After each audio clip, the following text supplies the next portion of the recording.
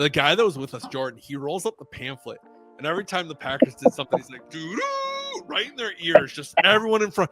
Dude, for 3 hours, he just did that the entire game, and they left. Oh. They were just like done. Like third quarter, midway through the third quarter, they're like, we're not dealing with this dude anymore. But they were so obnoxious to start that I didn't even feel bad. Welcome to Tales from the Tundra, a show that captures one team's history told through the eyes of the fan. My name is Ben, and today it's kind of a different one for you. Today, Kirby joins. If you remember Kirby, he was in an episode early on in the season. He joins the show, and actually, he is going to try and capture my story. During the conversation, we talk about how I became a fan.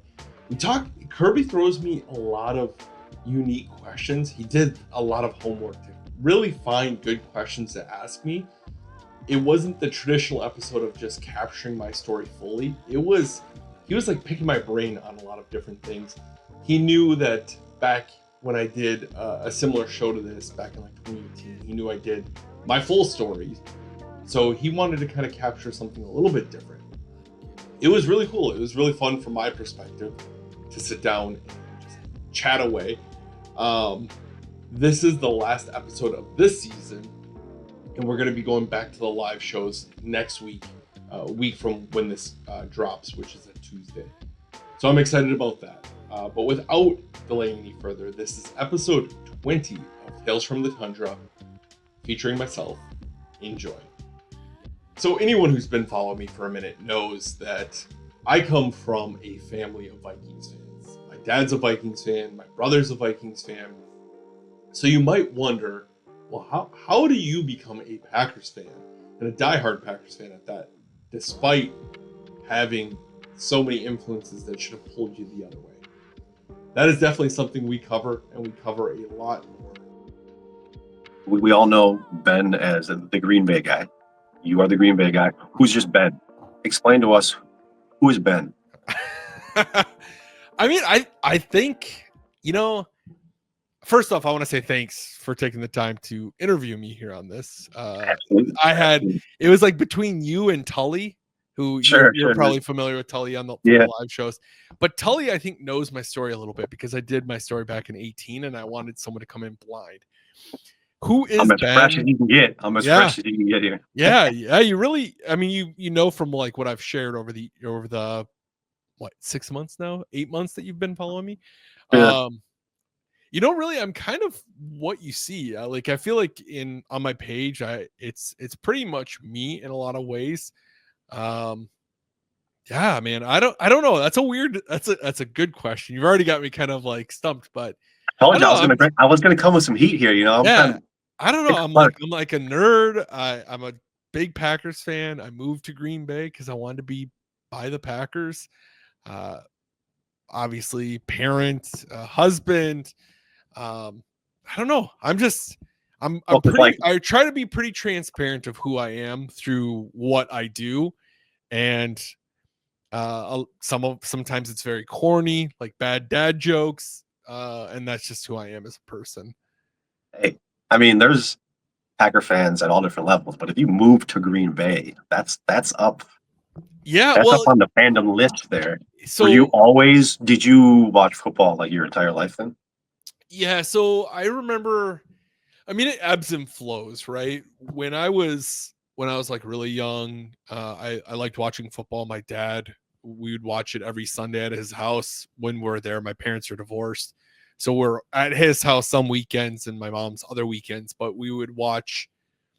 Football was like a big deal when we were there because my dad watches football. So we'd do like, there'd be Sundays where my dad would do, we'd do NFL pick'ems, and the winner would get like $5 or something like that. So things like that made it a lot of fun. Yeah. And I was like really into football, I would say, until middle school. And I started skateboarding, and I had some other stuff going on. And to be honest, I was just so busy with stuff that my weekends felt like my time to do stuff that I didn't have time to do, like watch football all day. Yeah, because there wasn't school, there wasn't. You have school all during the week, and then you have maybe stuff going on, homework or other stuff. I always played Madden, so I always kind of enjoyed football. but it was just, my schedule was just so busy that I took Saturday and Sunday to go skateboarding and hang out with my friends, that it wasn't until once I graduated high school and Yeah, yeah. that What was 07 the season. flip? What was the flip that got you like back in? I think I always enjoyed it, right? But I was out of high school and I just had more time. I was working. I didn't go to college right out of high school. I was just working. I worked at Arby's as a manager. We had people that I worked with that were Packers fans, that we talked football all the time. And I was like, hey, I'm out of school. I have more free time now. And so I'm going to just watch football again when I have the days off. I didn't always have Sundays off. I was a manager at the time. So a lot of times I closed Sundays, or You were stuck there during the entire yeah, during that sometimes, game. but Sundays were usually a day I got off a lot as managers because it's a slower day. Whereas a Okay, yeah, manager, yeah. you're usually working, like I would work like Tuesday through Saturday a lot, Okay, because Sundays off. you kind of get Sundays off or a Monday off because those are the slower days. Yeah. So I started having more time where I could be watching games. And then the 07 season was so fun, right? That like hooks you back in too, because I really I loved watching Ryan Grant run, and so then that was like really fun. I was just like, this underdog guy that we got from New York is now just tearing up the league, and this is so fun. And just have the combination of, I have more time on my hands in this great season, and just friends that I'm talking with that are Packers fans at work, and it becomes more of a cohesive thing in my life at that point again. I tried to keep up with the Packers here or there. I'd watch them when I'm at my dad's house and I had free time. But once I graduated high school, it's just like I'm back in the thick of things for sure. Okay. Okay. Was there, like you said, it was the 07 season. What stands out like to you as the like defining like moment of that season for you? I think one game or moment or time that I'll remember two. Both back-to-back weeks, equally good and bad, right? So playoff game, Seattle. I remember I was at my apartment. My brother and I had an apartment together. We were watching football. Ryan Grant fumbles twice back to back, go down 14-0. The snowstorm happens. And then the Packers rally back and just have an insane game. Ryan Grant had a hell of a game. And that was just such a fun game.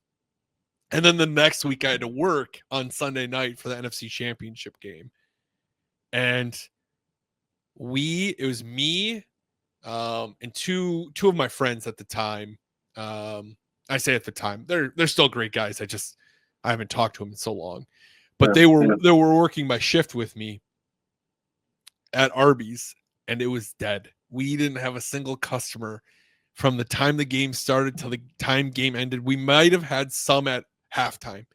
So the three of us at Arby's, we had the radio you could listen to, but the speakers were only out in the dining room. They weren't in the back, and they weren't anywhere where we could hear them working. So the three of us, went out into the lobby and cleaned the table legs on all the tables for 3.5 hours. We just sat there. Yeah, we just sat there and scrubbed them. How much we cleaned, I don't know at this point, but I feel like they looked good at the time. But yeah, so we did that for 3.5 hours. I remember, the obviously the game didn't go how we wanted to, and the three of us were just like devastated. Just like, oh man, what a kick to the gut. And that's part of it though, right? I mean, that's yeah, and then add insult to injury, then we had to go back to work afterward. You couldn't just be done with your day.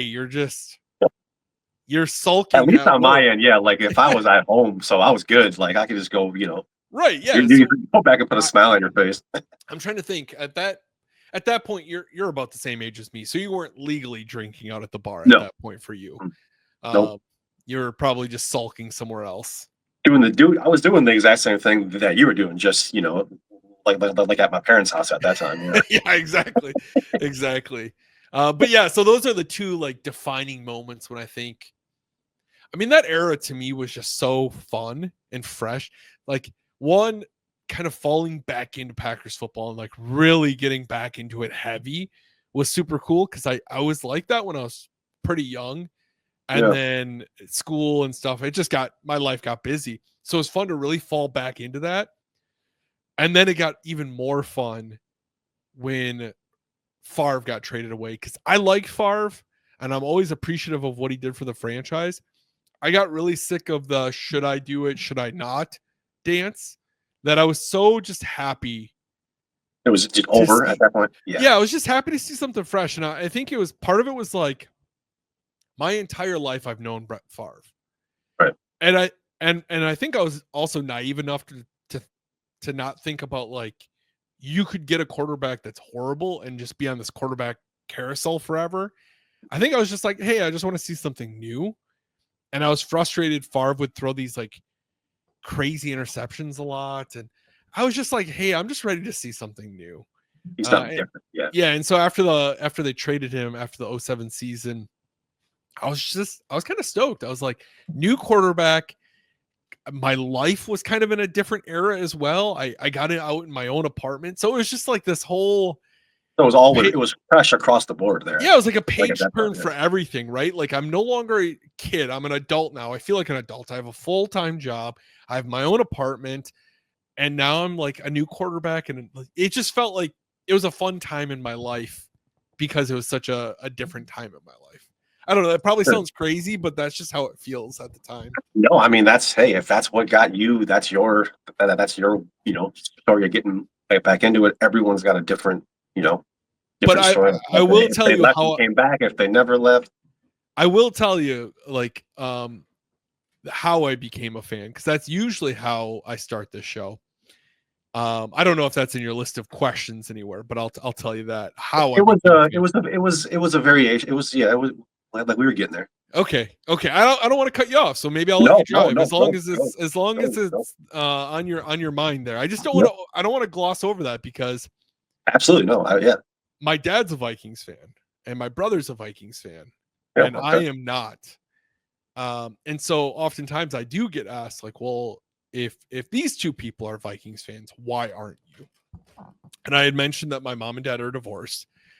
When I was really, really young, I actually lived in Minnesota for a while.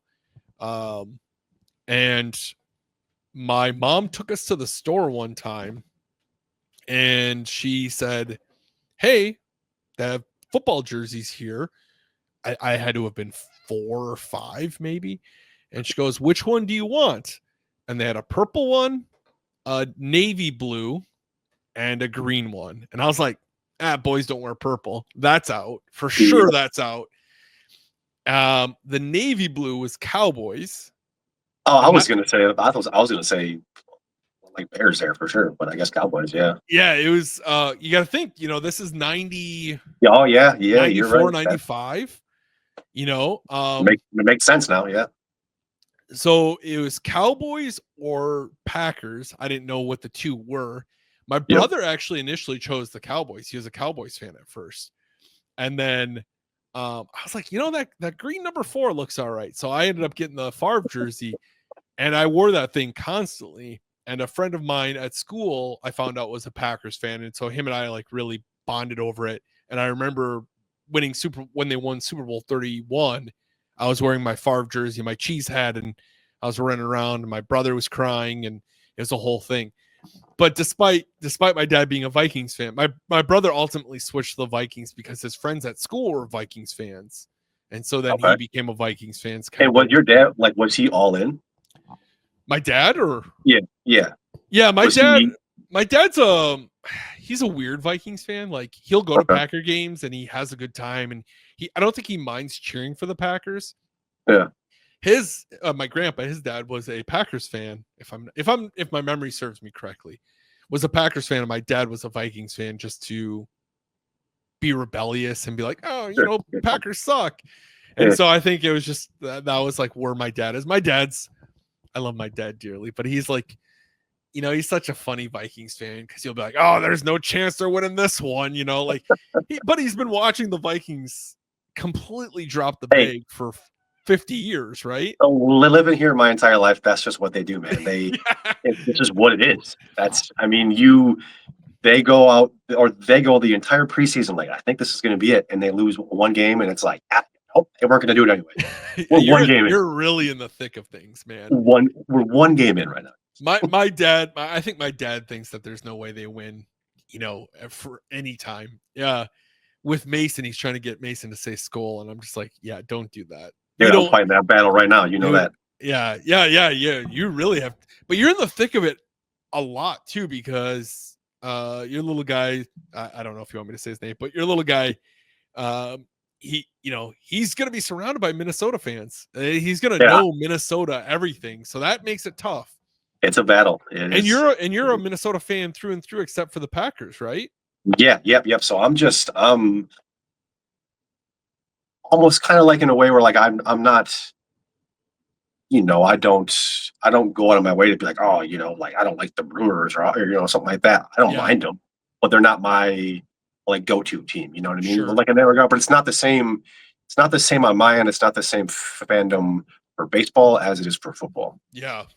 And like you said, if you never watched like baseball again, so be it. Like on your end. Yeah.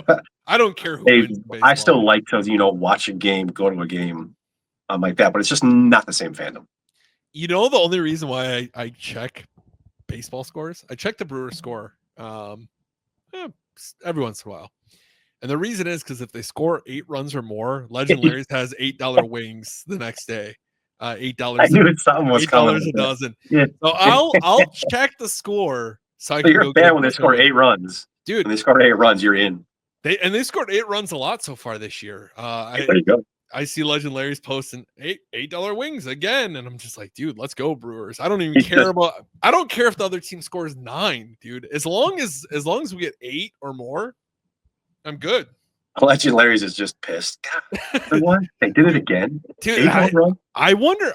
That's got to be. It almost needs to be a loss for them at that point, I'd imagine, because wings are expensive, and to do $8 for a dozen traditional, that's tough. I make sure I get sides. I make sure they get their money. I get sides and I tip, and Here comes Ben. Brewers must have scored 8 runs again, huh? Yeah. Yeah, I don't go as much as I used to, man. I used to go to Legend Larry's like once a week for sure. I mean, if they got good wings, I could eat wings like every day. So yeah, my friend that I would go. I had a friend living in the area, and him and I would go every Monday because wings were on sale on Mondays. And then he moved away, and so he's dead to me. So now I don't go as often because I just don't go by myself anymore. Right. Sometimes I do, but not often. Hey, it's Ben. So to jump in, I wanted to draw the winner for last week's episode. Before I do, I want to say thank you, as always, to everyone who took the time to watch the show, took the time to enter the giveaway. I really appreciate you all immensely. I also want to say thank you to Nikolai Law for making these giveaways possible all year long. Really, without them, I wouldn't be able to do these giveaways. So if you are injured, get Nikolai. All right, let's draw a winner here. This feels like one. My boy Tully's back on the board. Congratulations, Chad. Let's take a look and see what you won. All right, Chad. You snagged yourself a Zeke Bratkowski 8x10. Congratulations. Thank you all once again, and thank you to Nikolai Law for making this possible. Let's get back to listening to me yap. So you were a fan as a kid. It got kind of away from you. You came back. You could take yourself like right now, and you had to go back and convince a kid, 5, 6 years old. You had to convince them to become a Packers fan. How would you do it? I think the way to do it. Trying to think. I'm trying to put myself in a 5 or 6 year olds. I don't know that you could tell them, but I think showing them. I would take. Sounds weird as a 36-year-old man to say I'm going to take a 5-year-old or a 6-year-old.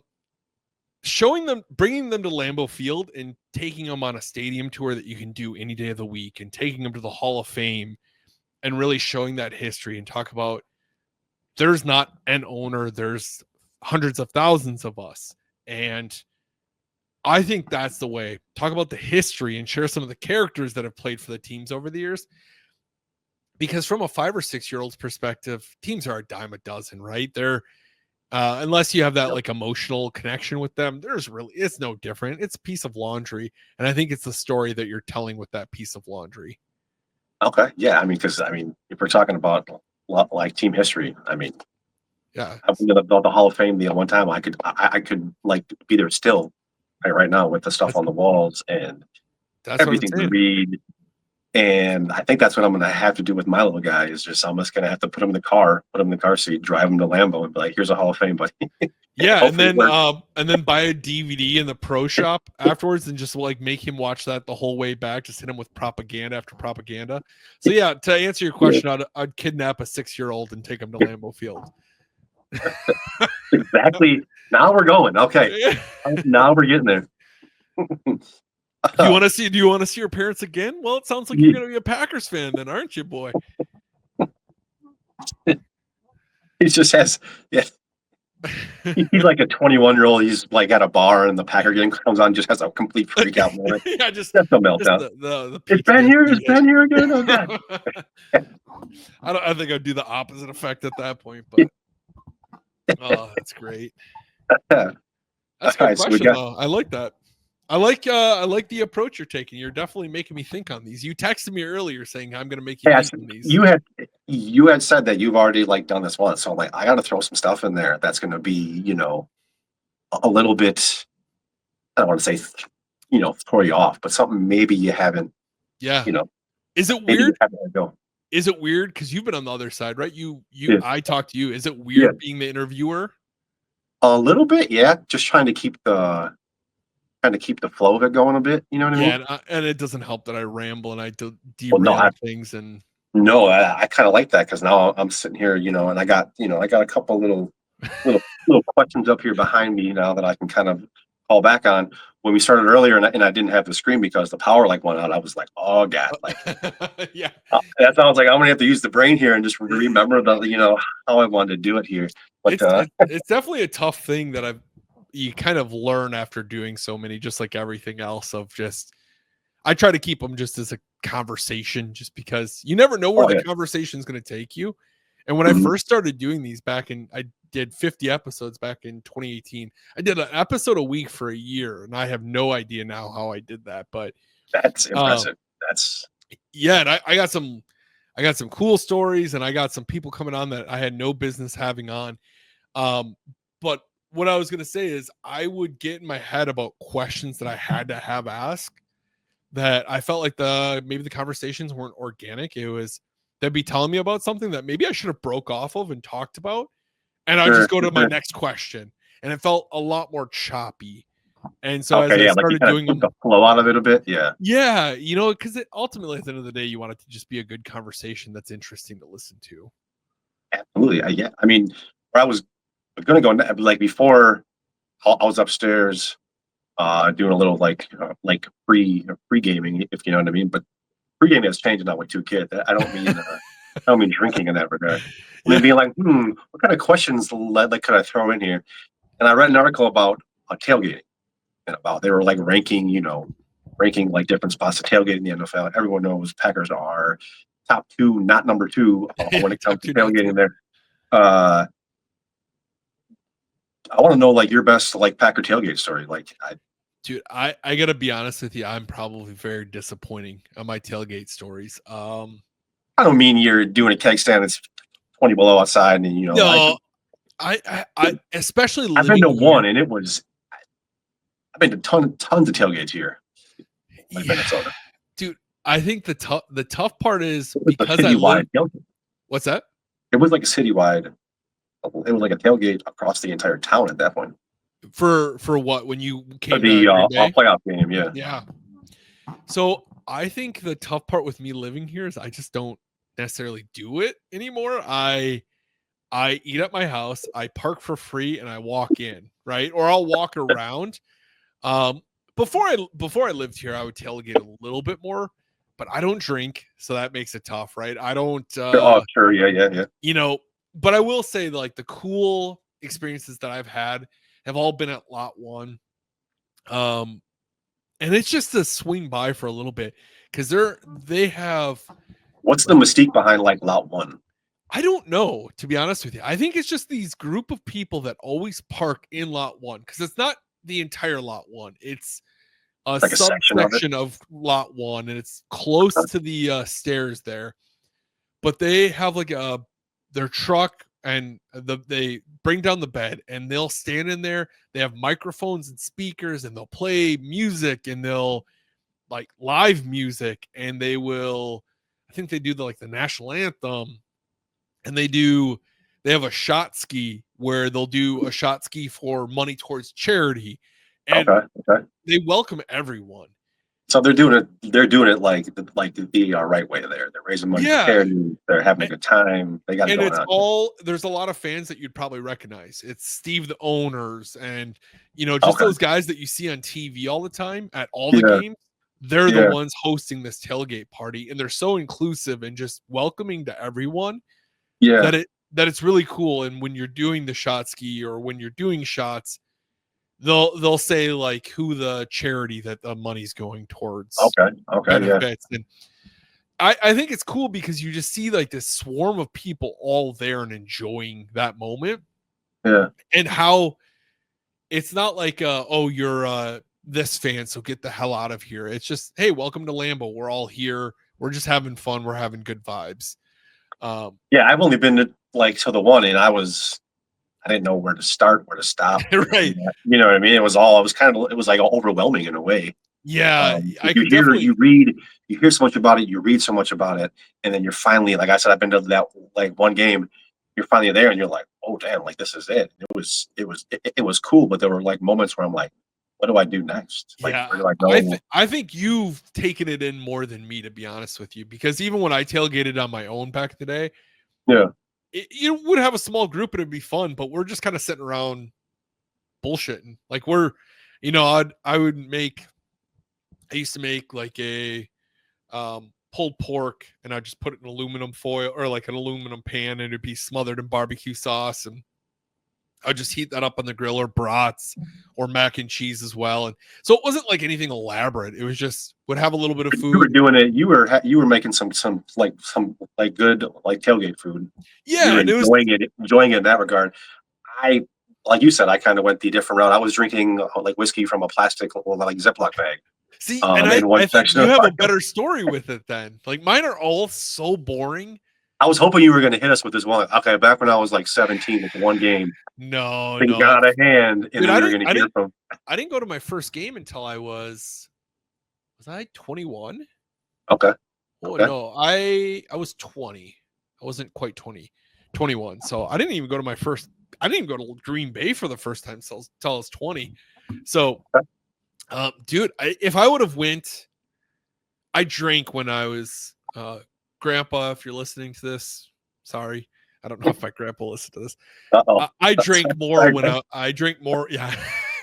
I drank more when I was underage than I did when I was an adult drinking or legal age, because I felt like drinking was more fun when you're underage. You had to get more crafty to get it, and you had to be more like stealthy of where you did it. And so once I turned 21, I felt like a lot of the appeal of drinking just kind of went out for me. So yeah, you already had the fun there. Yeah. And I feel like I had a lot of fun drinking when I was 17, and not so much now as an adult. Well, then as you get older, you can't recover as fast. Dude, yeah, you're telling me. Those weekends are, you gave half the data last night. You know what I mean? You're like, oh, right. Yeah. Dude, even if I stay up too late now, I feel like that. I just feel like you don't even have to have any booze involved. You just reach over, you just feel like that. Yeah. I feel like I don't know about your kids, but Mason, I feel like he knows when I stay up too late. Those are the mornings he's up extra early. And it's almost like he just knows that I was up past my bedtime. And so it hits me extra hard, the fact that I got to get up even earlier, because Mason thinks that we're going to go play in the pool at 5:40 in the morning, and you're just like, no, we're not doing that, kid. It's important stuff right there, man. The life of a 2-year-old. Yeah, who wouldn't want to play in a pool at 5 a.m. if you're 2 years old? My neighbors are just like, dude, this kid's crazy. And what do you mean you don't want to go out there with me, Dad? Yeah, it's like dark out. Yeah. Oh my, this kid. All right, so I'm gonna roll off that. You weren't a big tailgater like you did. You just made some food. You kind of made some comfort food. You kind of hung out a bit. If you could invite a couple, well, let's say if you could invite three former active like players, like anybody in the organization to come to your tailgate, what three players are you going to pick on that? Oh man, that's a tough one.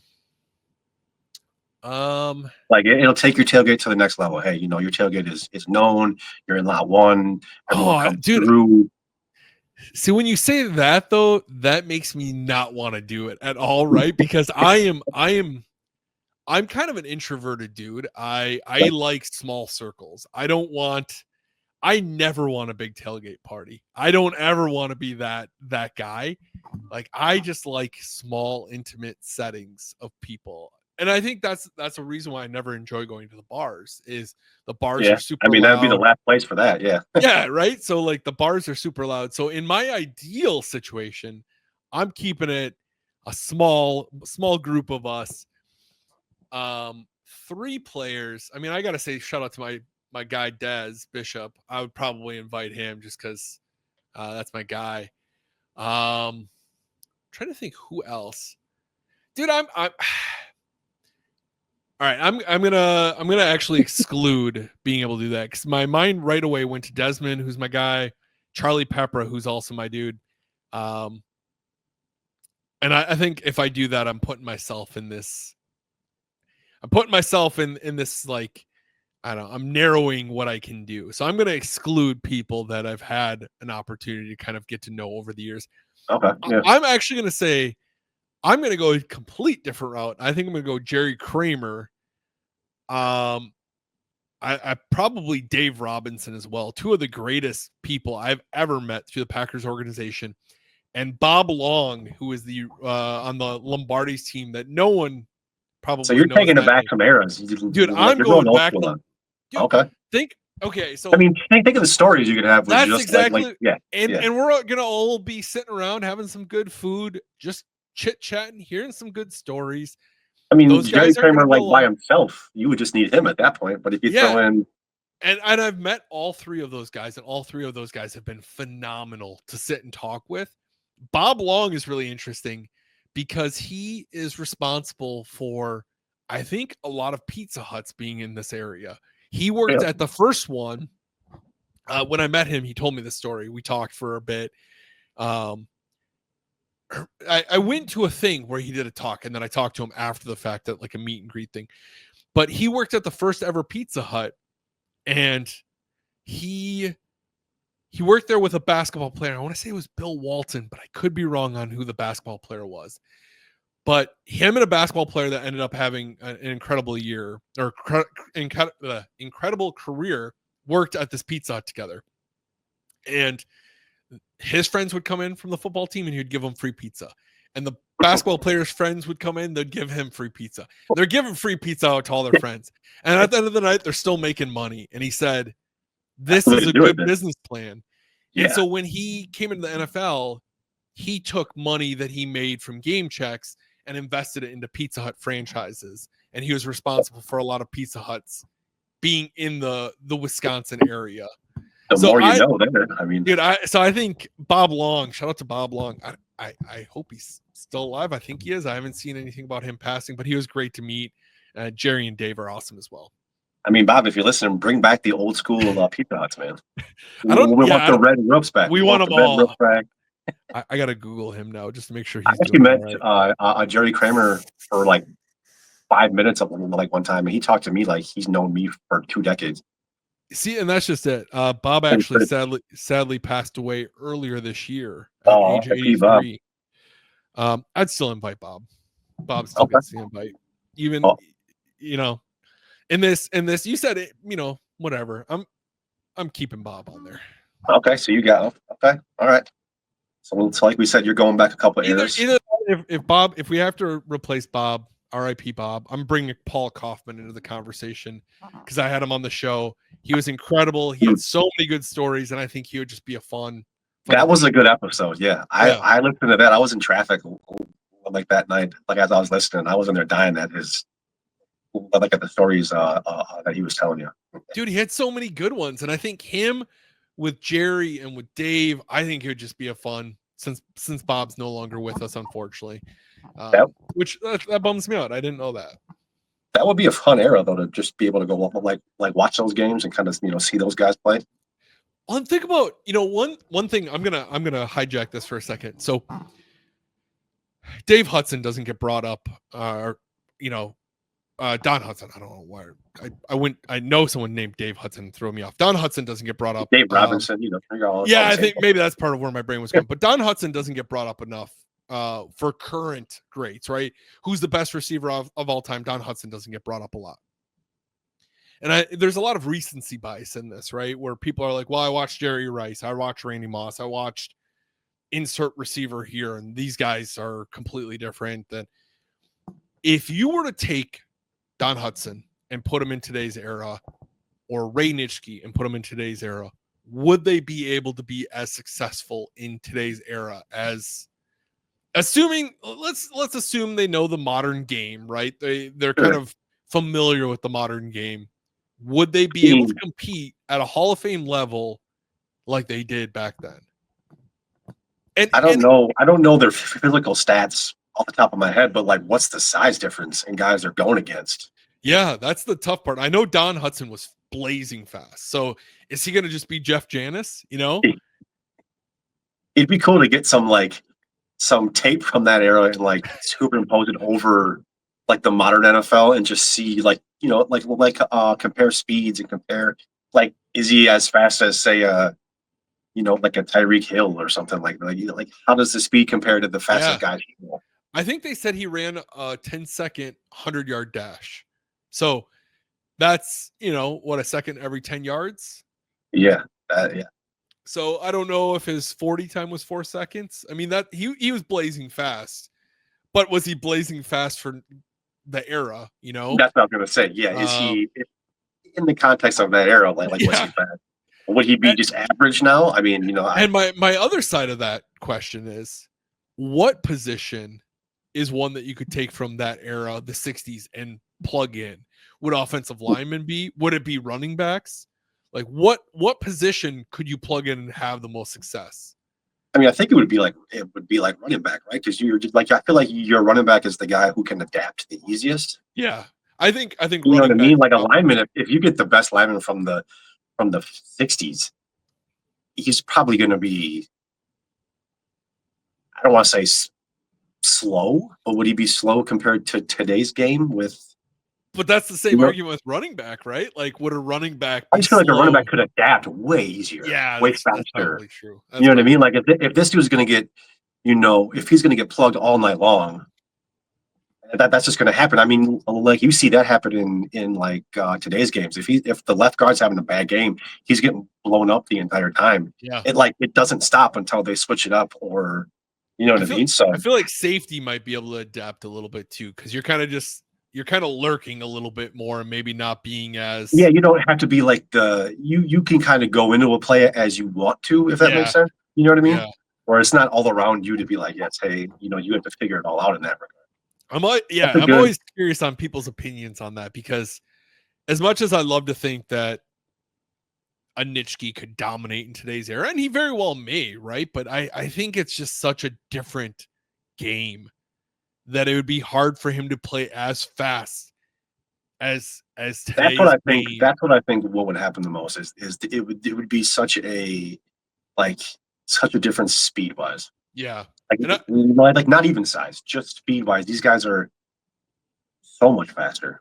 Yeah. And I wonder if because you kind of look at some of the players from the 60s, and this is no disrespect to them. They had side jobs, and football wasn't what it is today. Like, you weren't bred to be a football player the same way that people are. People start working to be a football player from the time they're like 3 now. Guys in the 60s look like they're construction workers playing pickup games. You looked at those guys and they look like, all right, after I get done with this game here, I got to go punch in my shift over at. And some of those guys, they just wanted to do something different. They're like, I'm only playing because if I wasn't playing, I'd be at work. So I think it was Bob Hart. I have a cookbook from the Packers' Wives of like 1971, and in it talks about Bob Hart, who is the safety. he was also the VP at some company. So he's also playing games on Sunday, and he's the VP of this company, just kind of balancing both. So it's just this different era, man. So speaking of that, so instead of the talent on the football field, like blah blah blah, like that, what if we flipped it and said, could today's guys also like work a side job while they were in, the NFL in that case? No chance. No, dude. I think some could get away with it for sure. But Right. could you see like Aaron Rodgers going to an office job and afterward? I think it's tough because when you're making that much money, there's no incentive to do a lot of that. Sure. But where the guys back then just didn't make that kind of money. Because I don't think Paul Hornung was working side jobs. Paul Hornung was making enough money that he was making enough. Yeah, but I mean, like you said, you're like running the mill tight end. He was probably working a side job. Yeah, for sure. Working construction in the summer, something like that. It's just funny to think that they didn't have like contracts in place that stopped them from doing these things. Right now, now you can't. Yeah, now guys can't do anything. No, they can't even skateboard or do different activities because it could jeopardize their career. Yeah, it's wild. I mean, wild. Yeah, it is. It is in that case because then you could dive into just, well, like if we're going off of the stuff that players can't do now in the off season or when it's not, they're not on the football field. Do you imagine that flipped back in the day?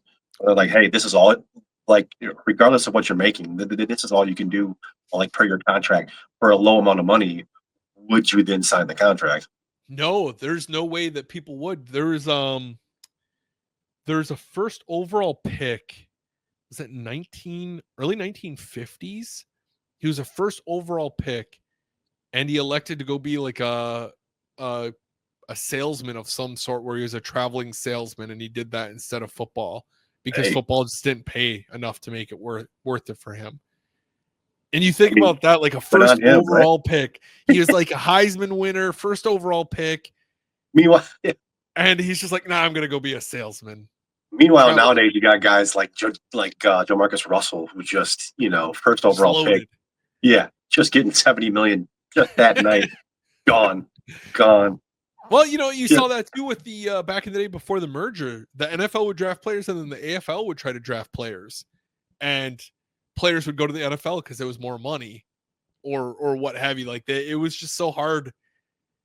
There just wasn't the money. That's one of my old man rants that I go on a lot. Is with my social media page, I get a lot of older people that will comment and be like, well, these players just make too much money nowadays. And it's like, sure, I agree they make a lot of money, but when you're the top 1% at what you do in the world, and you're so good at this thing, and also on top of that, this thing brings in billions and billions and billions of dollars a year in revenue. If it's not going to the players who are the ones that are sacrificing and making this thing happen, it's going to the owners who are already billionaires. Except for myself, I stay humble. I'm a millionaire, so I stay humble. I'm almost there, right? But otherwise, it's just lining the pockets of people who don't need the money. I would rather the players get more money, to be honest with you. At least set them up for when their body breaks down in 15 years, that they have help that they need to survive. You saw that with CTE across the board. And I just always think it's so funny. I get it. In a perfect world, teachers and firemen and police would make more than football players. Oh yeah, 100, yeah. But sure. if I could go be a police officer, I can't go play for the Packers. Like when it's a supply and demand thing, right? Like, should a CEO of a company make $50 million? Probably not, but he brings in $50 million worth of value to the company. Yeah. Welcome to economics. Yeah. Well, yeah. I only rant on that because of the fact that I literally just got a comment about that I read earlier today about players making too much money. And I'm just like, what do you want? Do you want it to go to the billionaire owners? I don't understand. I mean, as an owner, yes, they can come to us. Trickle down to me, please. Yeah. Something fall down here. Come on. The stock pay dividends? Let's go. I gotta pay to keep these lights on back here. Right. I mean, what are we doing? And those color changing lights are expensive. You got to pay by the color change. I heard they go on often. Okay, you know how much I'm spending on bulbs. Hey, it's Ben. Sorry to jump in. I wanted to give you the final giveaway phrase, the final Nicolay Law phrase of the week for this series.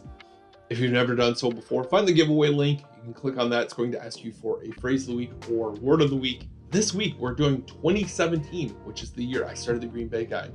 So 2017, throw that in there and you can be entered for your chance to win an awesome Packers prize. I'll probably draw the winner next week during the live show. So if you're wondering when I'm going to do that without the show actually existing anymore, I think that's the plan. So I hope to catch you there. It's going to be on Tuesday night, 7:30 p.m. like it was last season. But if you've never been there, you might not know that. I also want to say a quick shout out to Nicolay Law for making these giveaways possible.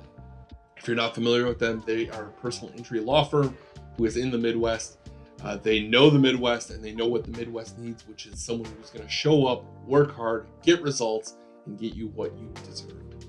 They deal with the insurance companies, so you do not have to, which is crucial when you're injured. That's the last thing you want to do, to be honest with you. So thank you so much to Nicolay Law.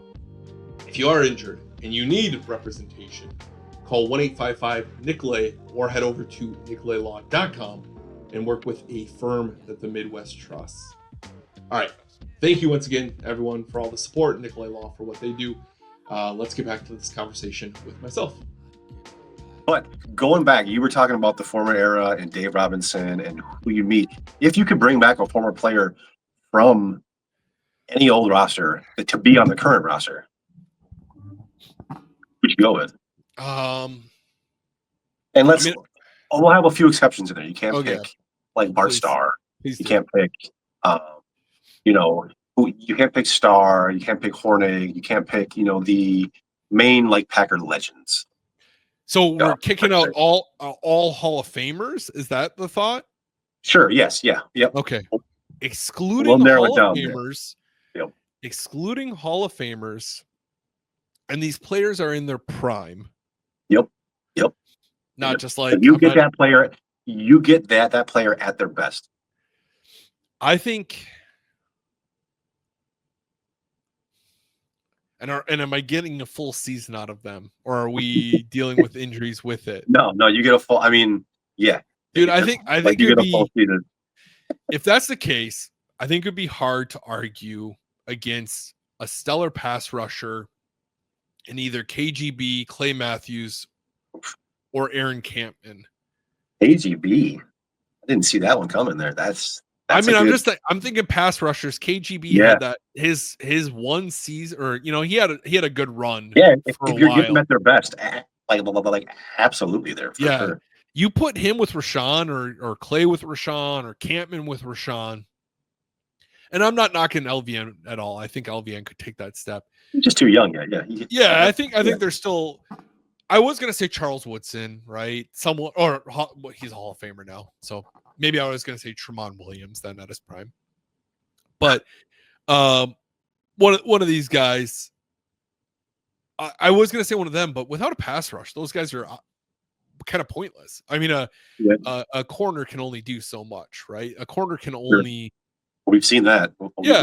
Right, exactly. So I think if you can increase that pass rush, give me a KGB or Matthews or Campman and let them attack with Gary, and I think would be good. Okay.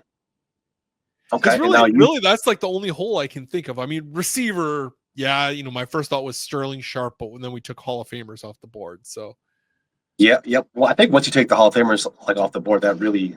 That's a fun question, dude. I should almost start asking that if I do this again, because that's a fun one. But now I'm going to flip it on you. Now if we're taking the Hall of Famers and the legends, maybe this is going to be a controversial take. You don't have to say it. You don't have to answer it. Who's the most overrated, on your opinion? Of the Hall of Famers? Who's the people overrated? That we take. Yeah, the people that we took out of the last question. Now the question is just on them. Who's the most overrated Packers legend? I don't want to. This. I mean, like I said, hey, I'm putting you on. Yeah, I mean, it's tough because if you're going to say overrated, I mean, these are all amazing guys. I think the only real outlier out of the bunch that are coming to my head, there's going to be some that I miss because you go back to the 40s and some of these guys are Hall of Famers that probably wouldn't be in today. But I think the fact that Brett Favre threw a bajillion and 7 interceptions in his career, like when you think of that's kind of such a black mark on a quarterback, and the fact that he gave him out to everyone. But I don't know if I can say he's overrated because the fact that Sure. I Well, I do think think too, you the have to take into love. context how we look at it, like an interception now as compared to the '90s.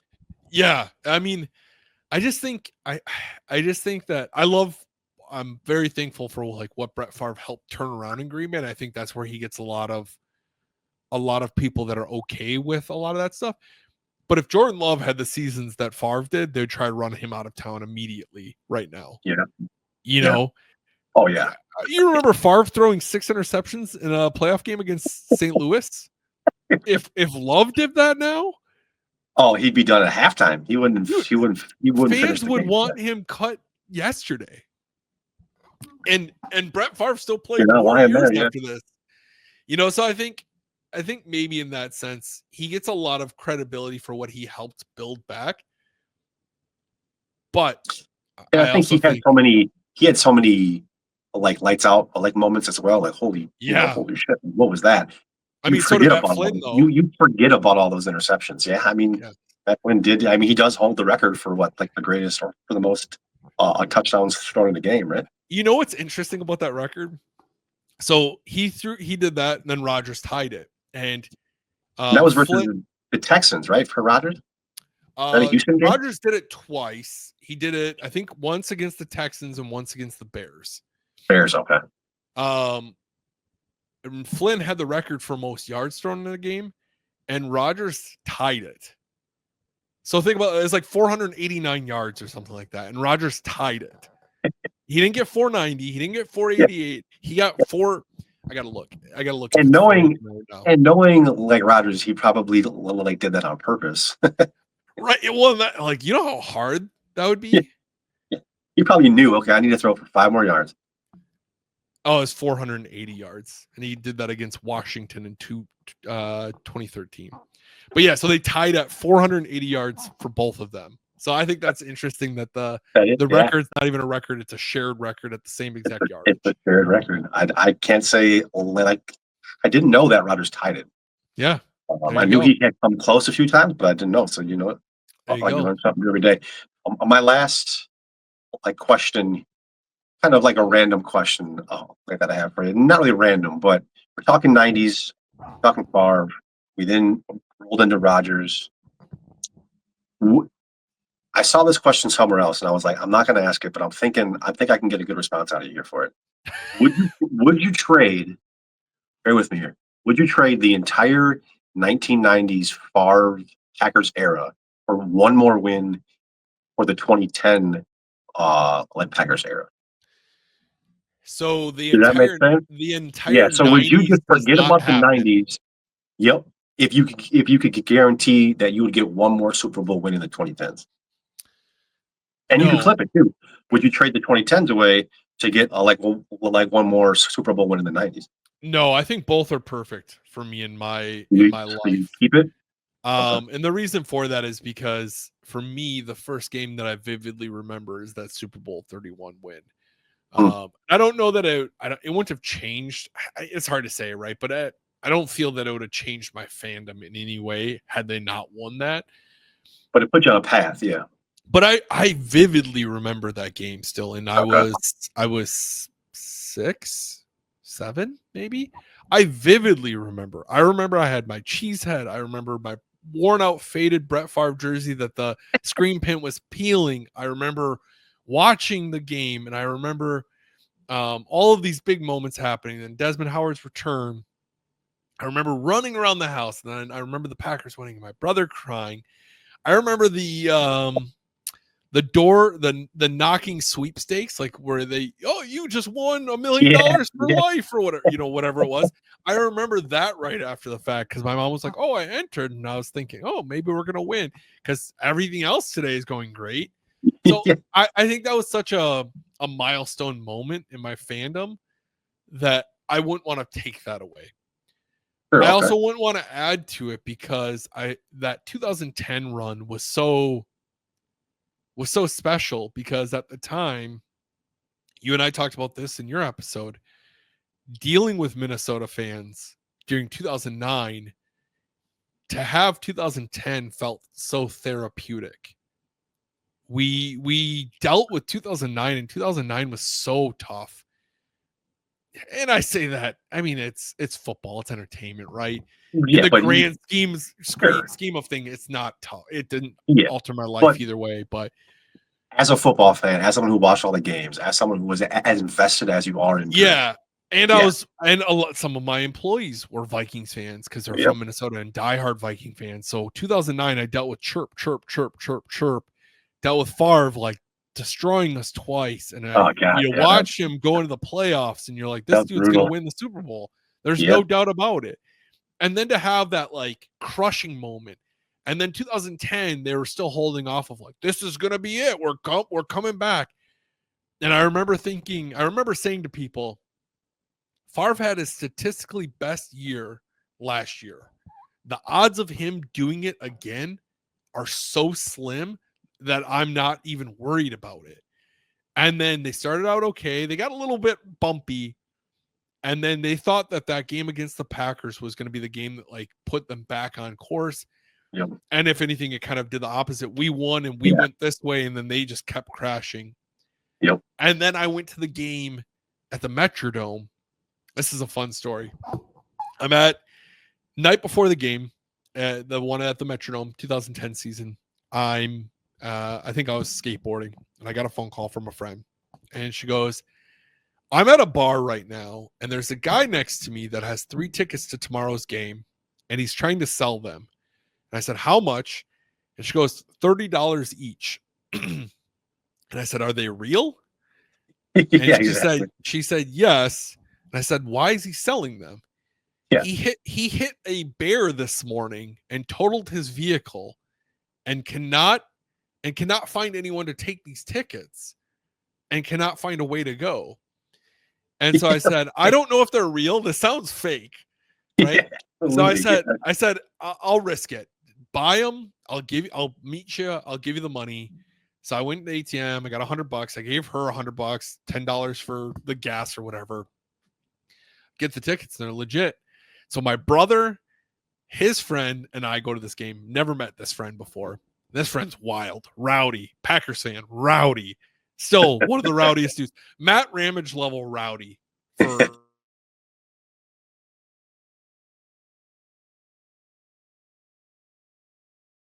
Oh, I think I lost you here.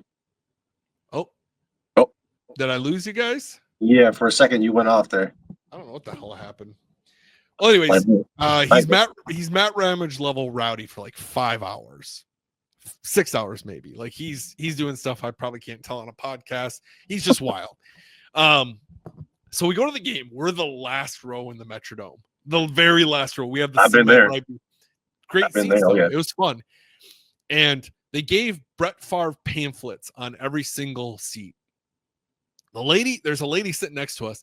I said, did you buy tickets from a guy who hit a bear? She's like, yeah, I did. And they were like, fuck yeah, Bears, let's go. Right. Like not the context of sports, but just the context that this dude had smoked a bear. And so we got Packers fans. So we got, and the game was just, we kicked the crap out of the Vikings, right? From start to finish. It was, I think the game was 31-3 or 37-3 or 38-3, something like that. Was that the game where like Nelson scored like 2 or 3 touchdowns?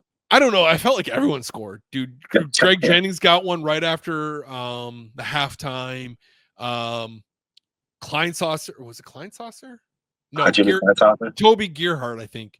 Oh, Gerhardt. Okay. He fumbled, and I just remember everything was just going wrong for the Vikings, and it was so bad. And Vikings were trash talk.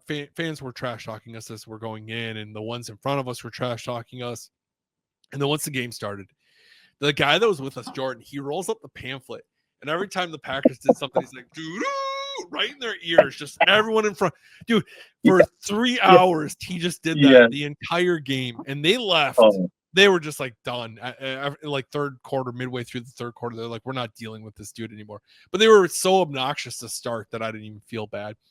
My brother, of course, my brother, out, but they can't take it, of course. Yeah, my brother's like miserable, right? He's sitting with 3 Packers fans who are just being obscene. And then this is still probably one of my favorite memories from that 2010 season, because I go to that game. Brad Childress gets fired the next day. Yep. And then a week and a half later, the dome collapses from snow. And I was just like, dude, That was crazy. it just felt like such a and I'm glad no one got hurt. And I know there's conspiracy theories out there that the dome is collapsed because Minnesota wanted a new stadium. So I'm gonna go with that. But I did not feel bad about it. I almost felt like it was so therapeutic that when it collapsed, it was like the weight off my shoulders too. It was like it closed a chapter in the right. Yeah. Right. No, and then I'm with you there. Yep. And then like to win the Super Bowl on top of that, man, just felt so awesome as a Packers fan. Well, That's still one of my favorite. That took all the wind out of the Vikings fans being like, haha, like how did it feel? Because now you can say feels pretty damn good, actually. Yeah, dude. We traded him away. You got him for, you live by the sword, you die by the sword. We got our new guy, and then he takes you to the bowl and wins one for you. Yeah, and then it's unfortunate you don't get another one. You think at that point that you're looking at 2 or 3 at least. Oh, they were the team to beat. Like, they were the Patriots at that point. 1. Yeah. His career is what I thought or Mahomes' career is what I thought Rodgers was going to be like, to be honest with you. Yeah, he's the AFC like Rodgers in that case. Yeah. Yeah. He can. But I mean, they had Nick Collins, he got injured. Jermichael Finley got injured. I mean, Finley, I think, I don't want to say it was like an underrated like injury, but I think that echoed way more than people thought it actually did. Well, and you look at that because we could not find a tight end to save our lives after that. Yeah. We tried. Who was it? Like, was it Franks and then Donald Lee and then we had Donald Lee, Andrew Corliss. Then you had Finley. Then you had like DJ Williams. You had, dude, you had so many like. I feel like that's been the Packers like revolving door on offense. They just can't get tight end to stick. It's tough because you just have these guys that you're bringing in that you're trying to fill, and it's just not working. And that was our offense was never really sluggish, so it wasn't horrible or something. But a tight end does a lot for you in a vertical offense. There were a couple of those early games too where like you couldn't stop him. No, and he was he was averaging 20, 25, 30 yards a catch there. Yeah, if he could. I think it was versus the Vikings. He had that play. I think it was like over the middle where he caught that one. I think it was the Vikings. It was like in stride for 65 yards. He was out there. He was running like he was a running back. Yeah, he was so good, but he had his difficulties like holding on to actually catch the ball. But, and then you remember when he did that? He'd always do that. The shark fin.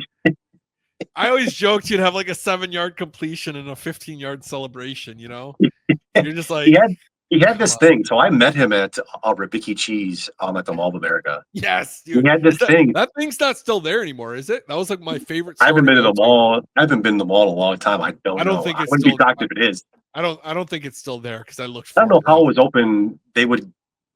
I never saw anyone like buying cheese. They would give it away, and then everything in there was just. You would go in there. You could go in there like 10 times over the course of like 10 months, and the jerseys would be in the same spot, like on the rack. Like no one ever moved it. Yeah, so I don't know how they were, but I met him there, and he had this thing where he would. I don't know if you like if you recall this, but he called it like the Yodo. It was like the year of the takeover. Yeah, year of the takeover. He would do this like YOTTO. And he was doing that at the mall. No. I had some random. That's how I was going to that store. I'm like, who is that dude? I'm like, why is he doing oh shit, that's him. That's why he's doing that. Okay. What's going on? He was always a nice guy though. He was super nice. We talked for like we were buddies. Yeah, it was fun. And then he got hurt. When he hurt his neck, was it his neck that he hurt? Yeah. Mm-hmm. And he had an injury insurance. So he either could have taken $10 million tax free or try to go back and play. And he opted to take the $10 million tax free rather than. I mean, at that point, it's a no brainer. Why jeopardize? And now I saw his son just committed to college, which really makes me feel old. Dude, that's how I feel with there's some guys I'm like, wait, that's Marvin Harrison's kid? Right. Oh. Right. I remember when he was drafted. Like, what are we doing here? What the hell? We're getting old. We're getting old, man. You're not getting any younger. Rough go at it. I'm sneaking in one more on here. Cool. I want to know. You can erase one opposing player's career versus the Packers. One opposing player's career against the Packers. And we've been down the list before. We can go down it again. There has been some players over the years that have just dominated, like individually, versus the Packers. You got your Randy Moss, you got your Colin Kaepernicks, your Adrian Petersons. See, I don't know if I'd say Julio Jones, but I mean that one game will always be etched in my brain. But see, my brain initially went. My brain initially went Russell Wilson just because of the fact that 2014 NFC Championship game. But I don't know, because so with Kaepernick it's tough, right? Because say we erase him, is that team going to be good enough to go on and beat the Seahawks that year in the NFC Championship game? Sure. I don't think so. Well, the Seahawks beat them that one year in that NFC Championship game and then went on to win the Super Bowl. And the year that Micah Hyde dropped the interception, 2013, that was the year. Who went to the Super Bowl that year? 2013.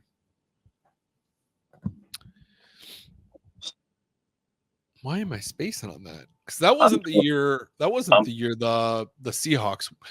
Was that the year? No. Because the Seahawks won. Yeah, it was. 2013 was the year the Seahawks won. And then the next year they lost. 2012, the 49ers went to the playoff or the Super Bowl and lost to the Ravens. That was the year the power. That was the year that the power all the light went on, right? Yeah, yeah. Okay. I mean, who would I mean, Vikings, like a Viking player, divisional rival, doesn't really stick out because there's never that painful moment against them. They might have beat us in a regular season game, but really it didn't matter.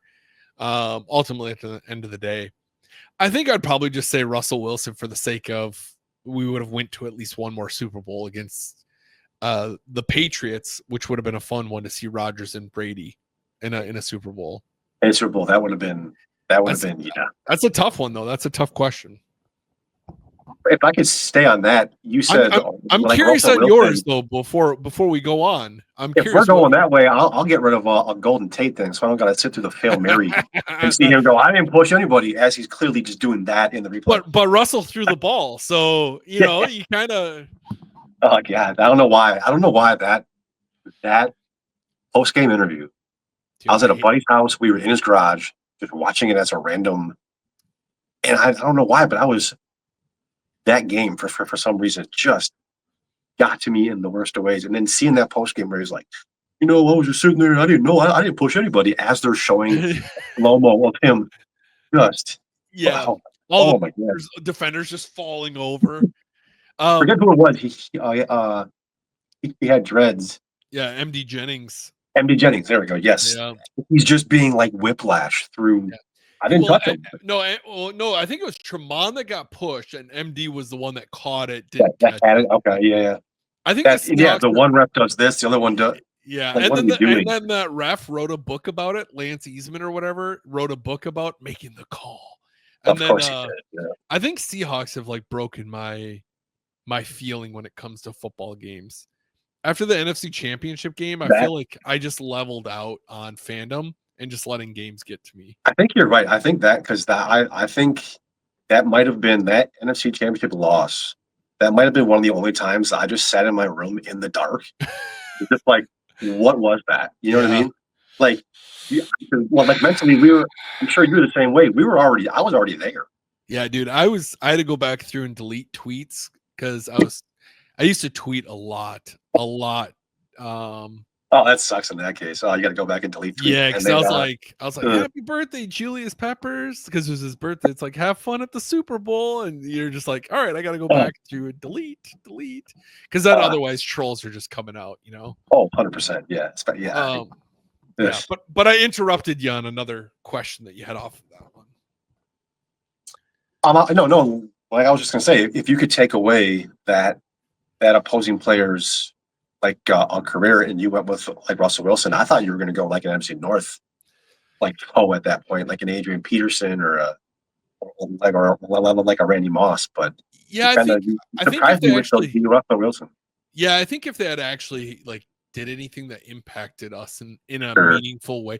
And I Randy totally Moss was I have a brutal. bias on my side being in, like, Minnesota as well. Yeah, I mean Randy Moss popped into my head a little bit because that 98 season was so rough. Not rough, but that was peak rivalry for my brother and I.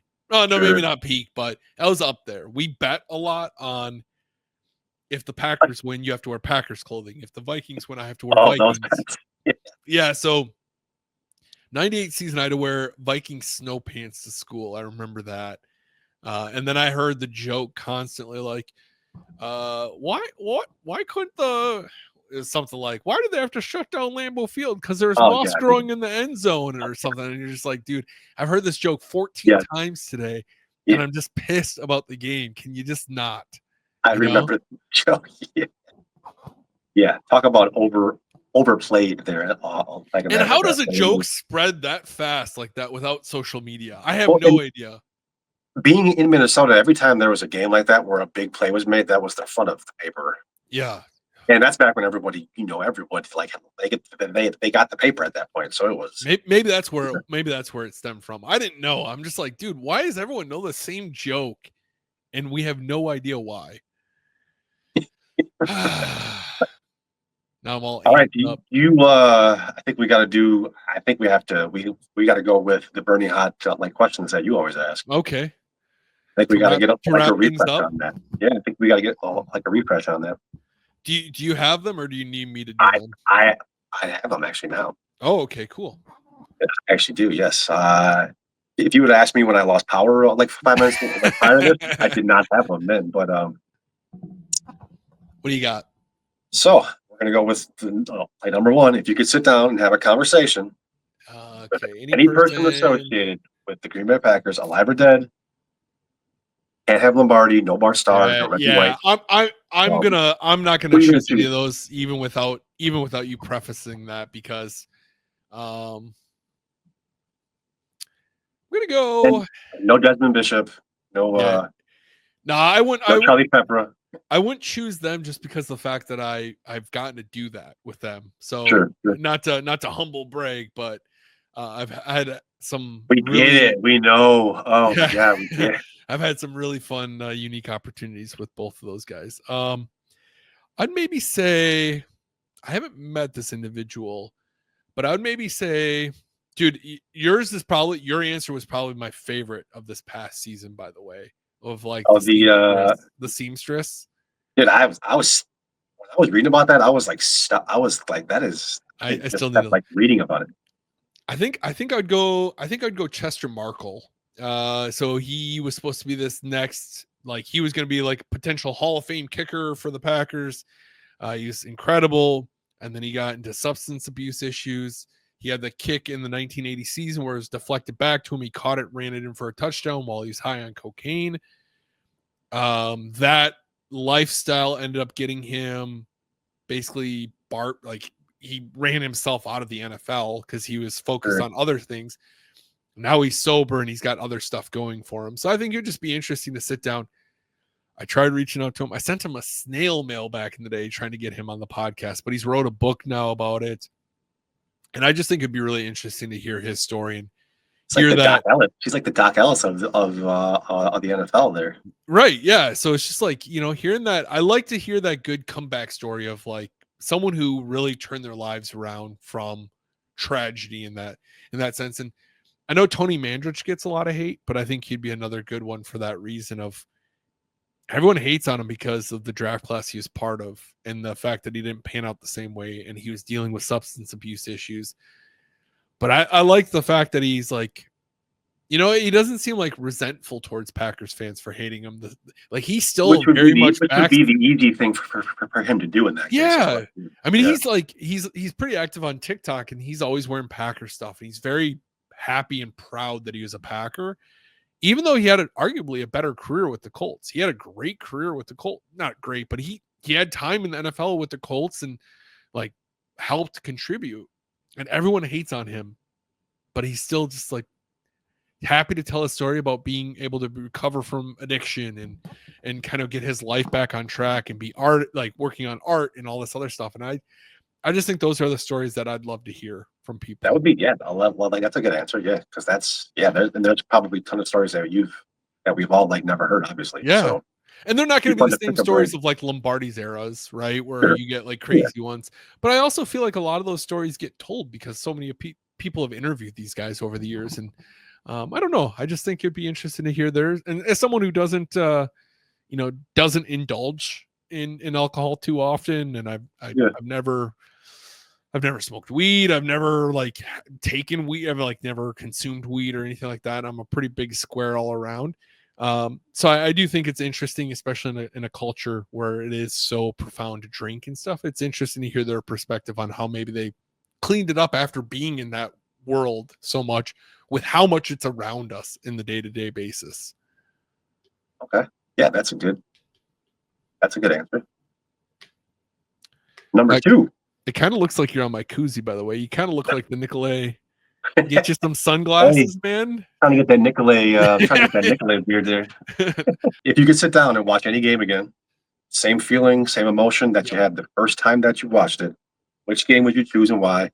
No championships, no Super Bowls. Yeah, easy all day long. 2010 Packers-Vikings first game at Lambeau Field. Brett Favre coming into town after the 2009 season. My boy Bish got his pick 6 against Favre. That game I felt like was my Super Bowl on that season. Okay. I felt like I was more elated after that game than when the Packers actually won the Super Bowl.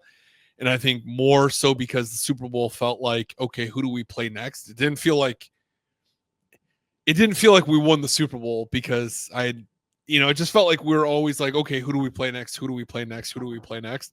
And I didn't know how to properly celebrate after the Super Bowl in that manner to realize that we mentally to be like, okay, we won it all. But after how much disdain I had in the 2009 season, that first win over Favre felt like a monkey off the back of, okay, we got one by him and it was such a good game. So I think it would have to be that one.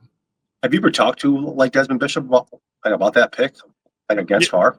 Yeah. I talked to him about it. I'm trying to think. I talked to him. I mean, it had to be at one of his camps. Otherwise, I went to dinner with at his house when he was a Viking, and I might have talked to him about it then too, because he knows the breakdown of it pretty well. I'm pretty sure he has the game ball from it because he showed me. That's what I was going to ask you. Yeah, he has the game balls that we're looking at those when we're at his house. That'd be okay. Yeah. And they also give boxing gloves out, or at least they used to. Packers did, for big hits that would happen, or big. So he had a bunch of boxing gloves too. You can't do that nowadays. You get in trouble if you do that. Yeah, I wonder. That's why I wonder. But I like the arm band part. It would say Desmond Bishop. Whatever. That's actually pretty sweet. Yeah. Yeah. So he had a lot of those too, which was pretty cool. I remember I think it was probably the late 90s, maybe the early 2000s when they the best NFL hits, volume 25. It just be dudes getting just decapitated. Yeah. Then the CTE thing came out, and they're like, okay, maybe we don't want to do that. You don't hear about those tapes anymore. Yeah, you want to see a guy get CTE? Here you go. Watch volume 25. Do you remember old Maddens when they'd show ambulances coming out on the field and taking players away? Now they don't do that either. Brett Favre would be dead on the field, and just an ambulance would take him away. They don't do that anymore. Just on a stretcher, putting him in the back. All right, that's what it was too. The ambulance drives on the field, puts the stretcher in, then you get a notification that it's career-ending injury, and you're like, all right, sweet. He broke his neck. Oh, damn it. So he's not going to be back tomorrow? Iron Man, my ass. Yeah. All right. You could attend any game of the Packers, minus championship games. Yep. Which one are you choosing and why? I think a fun one to go. Excuse me. I mean, there's so many good ones. But I'm going to go the 1985 Snow Bowl. Packers. Oh, is that the one that you talked about where cars were stuck and only 20,000 people made it. And so Steve Young was the quarterback for the Buccaneers, and the Buccaneers were all white, and he couldn't see anything because of such a snow. And he said he got sacked one time, and snow got packed into his face mask, and he couldn't breathe. But there's pictures in the stands of fans sledding down the Lambeau aisles Yeah. with like beer cases. And I think it'd just be a fun one because Yeah. the Packers won pretty handily. It was like 21-3 or something like that. I think If I they threw could for slide down the bleacher on a beer case, sign me up. Yeah, dude, right? And it was just like people absolutely. are throwing snowballs and just having a good time. And Packers had like 500 yards of offense, but they couldn't do anything because of turnovers. And I think that'd just be a fun one. I think It reminds me of that. There was a Detroit game a few years back. yeah, the Detroit Probably Eagles. longer now. Yeah, where Detroit Eagles. Kelvin Johnson got up and had the full on. Yeah, that's just right. Max full. He had like no sleeves. You know, I'm like, and there's, I mean, it's snowing. Dude, that's a fun one to rewatch on YouTube. That is a great one. It's Lions versus Philly. Jeremy Ross, who's a Packers punt returner, I think he had 2 returns that game for touchdowns. It was a fun one. I love those. Like the nice part about that game too, compared to the Ice Bowl, and I know I can't choose that, is the Ice Bowl you'd just be miserable the entire time. Where if it's snowing that much, you're probably not going to be that cold. Right. Yeah. Yeah. Because it's not 15 below at that point either. Right. Usually you're getting that much snow. It's like a 30-degree day, and it's good. I think as a fan too, you're growing up. Everyone wants to go to like that snow globe game. Yeah. That's the box you want to check. Like I went to that game. Yeah. That'd be a fun one. I actually hadn't thought about that. My answer to that question until you asked it. So okay. Good. All right. Now we're going to jump into your most controversial take. This one's and I'm going to go with this. You can't use that the 50% of the fans or 50% if you don't go to those games, you got to go a new route. Okay. I think if fans are yelling at other fans to sit down or trying to dictate how other people should fan in the sense of it's kind of contradiction, because I say if like a fan's telling another fan how they should fan, but I also think that if a fan's doing the wave, they should be booted out too. So but if a fan is being hostile or trying to demand someone to sit down, I think that they should be taken out of the game and not and lose their tickets, because I've been to too many games where people in front of us are standing up, or it's a big play. You've been to a lot of games too. Is there like a number or something? Like I had a buddy who's a Cowboys fan that went to a game, and he said there's like a text line that you can text for fans that are being like rowdy.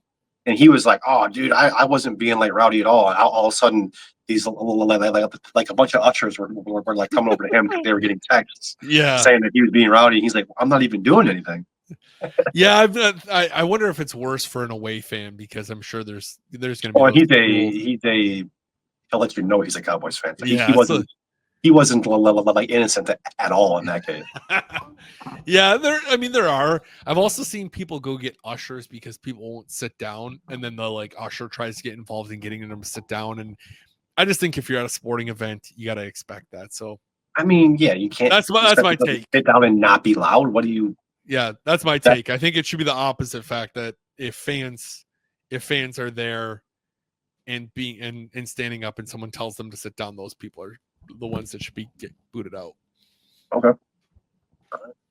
Like that. That's a good answer as well. Yeah. You might have a lot of fans being like kicked out of these games, but hey, there's no shortage of people on season ticket waiting lists. I used to always, when I was on Twitter, I would follow like I think they called him like he was like, I think his name was like the Squawk. He would follow. Yeah, those are great. Some of those Squawk Scanner or whatever. Yeah, it's like you got a Packer fan throwing up here in Concourse. The game doesn't start for 3 more hours. Yeah, what do we do here? Yeah, the lot just opened up 30 minutes ago, and he's already Ralphing. I used to like those. I'm like, oh, here we go. It's game day in Green Bay, I guess here. It's the best, man. And last but certainly like not least, we all know the Packers do not have a traditional owner. Myself and you, we're on that list there. You wake up tomorrow, you're the owner. They totally said, nope, there's only like one owner now. It's Ben. He makes all the decisions. He makes all the choices. You have the full authority to do anything that you want. What's the first thing you're doing as a quote unquote Packer owner in that case? So I would, I'm gonna try to mix up my normal thing. I would start some sort of renovation process. So one of the founders of Microsoft, he bought the LA Clippers, and he has completely renovated the system and built his own, renovated the stadium and built his own stadium. And his own stadium is built with the fan in mind. There's a ton of bathrooms so that fans can go to the bathroom quick and get back to their seats. Excuse me. Yes. Their seats register the volume of noise being put out. And based off of that, they reward the loudest fan from the previous game with something every game. I would try to implement something similar to that at Lambeau Field, in the sense of how can you track the volume of a fan at each seat and reward the loudest one with a $50 Packers Pro Shop gift card. Sure. And just create this atmosphere that's so damn loud because people have been drinking and they're like, I'm going to win this gift card. I'm the loudest. And just going I was over going to go the with them top. like, and you're going to have the people. Yep, we're going to do exactly that. Exactly. And I'm gonna add a penalty scale that if you do it while the Packers are on offense, yeah, you're like muted. You don't say anything. You're like losing points on your thing, right? So it's a consistent average over the course of the game, not a single time.